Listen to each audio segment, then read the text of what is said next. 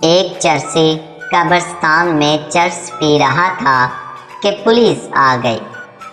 چرسی نے جلدی سے چرس چھپا دی۔ پولیس: یہاں کیا کر رہے ہو؟ چرسی: کچھ نہیں، اپنے والد کی قبر پر دعا کر رہا ہوں۔ پولیس: مگر یہ تو کسی چھوٹے بچے کی قبر ہے۔ چرسی: جی، والد صاحب بچپن میں ہی فوت ہو گئے تھے۔ ایک شخص کی بیوی اپنے بچوں کے ساتھ میکے چلی گئی اور روزانہ شام کو اپنے شوہر کو فون کر کے پوچھتی، آپ کہاں پر ہیں؟ شوہر: گھر پر ہوں۔